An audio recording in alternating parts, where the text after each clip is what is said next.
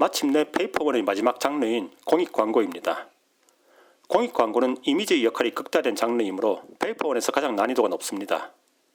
당장 내년이나 내후년에 공익 광고가 나올 가능성은 높지 않지만 IB가 몇 년 전부터 글이 하나도 없는 텍스트가 시험에 나올 것이라고 공언해 왔으므로 언젠가는 한번 나올 겁니다. 공익 광고란 특정 상품이나 기업에 대한 선전이 아니라 공공의 이익을 추구하기 위해 만들어진 광고를 말합니다. 주로 사회적인 문제에 초점을 맞추고 있으며 휴머니즘, 범국민성, 비영리성, 비정치성을 지향합니다. 공익 광고는 짧은 시간에 직관적으로 의미를 전달해야 하기 때문에 과장되고 상징적인 장치들을 많이 사용합니다. 따라서 요소들 사이의 관계를 잘 파악해야 합니다. 표제가 의미를 명시적으로 드러내기는 하지만 만약 안내 질문이 이미지에 대해서만 묻는다면 표제의 의미를 분석해서는 안 됩니다.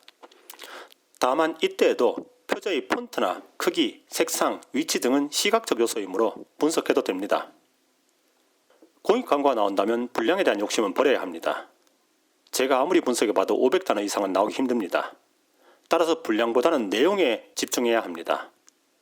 분석의 방향은 대체로 분위기, 요소, 관계, 카메라 조명 순이며 이미지는 보통 전경, 배경의 두 단계로 나뉘지만 복잡한 경우에는 전경, 중경, 원경의 세 단계로 나뉘기도 합니다. 분위기란 공익 광고의 전반적인 느낌을 말합니다.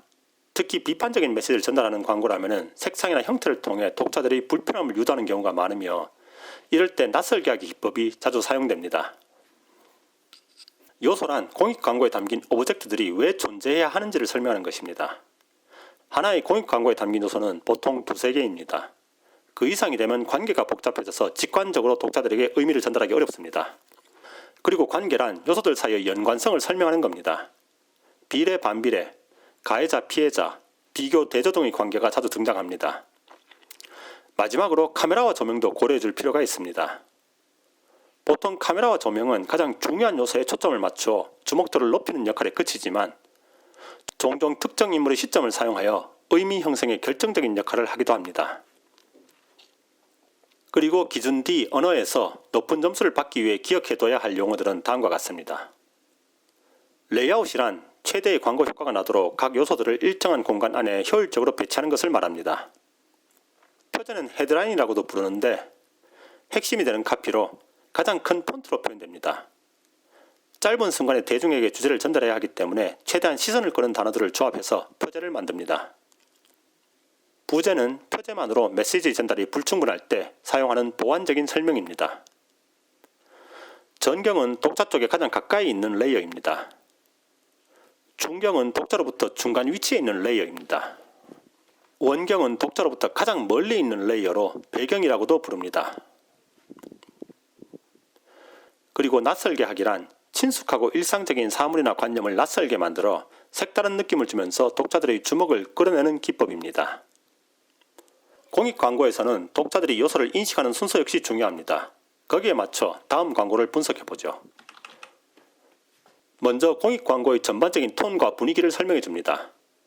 화면의 중심에서 조명을 받고 있는 요소는 강아지입니다. 따라서 강아지를 가장 먼저 분석합니다. 여기서는 강아지의 낯설게 하기 기법을 사용하고 있습니다. 강아지만 없다면 평범한 인형 뽑기 기계인데 여기에 강아지를 갖다 놓아 독자들의 시선을 끌어당기고 있습니다. 그 다음으로 화면의 중심에 가까운 요소는 로봇팔입니다. 이제 로봇팔에 의해 의미가 어떻게 추가되는지를 분석합니다. 여기서 로봇팔은 사람들의 차가움과 무관심을 상징합니다. 때문에 입양되는 순간이지만 자신의 운명을 아는 듯 강아지는 겁에 질려 있습니다. 화면의 중심에서 가장 먼 요소는 인형들입니다. 이제 인형들에 의해 의미가 다시 어떻게 추가되는지를 분석합니다. 여기서 인형은 무생명성을 상징하며 강아지와 대조를 이룹니다. 그리고 강아지를 입양해 가는 사람이 둘을 구분 못하고 있다는 비판도 담겨 있습니다. 마지막으로 카메라와 조명이 의미에 미치는 영향을 추가로 분석해 줍니다. 카메라에 의해 독자들은 인형 뽑기 기계를 조작하는 사람의 입장에 놓이게 됩니다. 공익 광고는 커리큘럼이 바뀐 이후로는 아직까지 한 번도 출제된 적이 없습니다.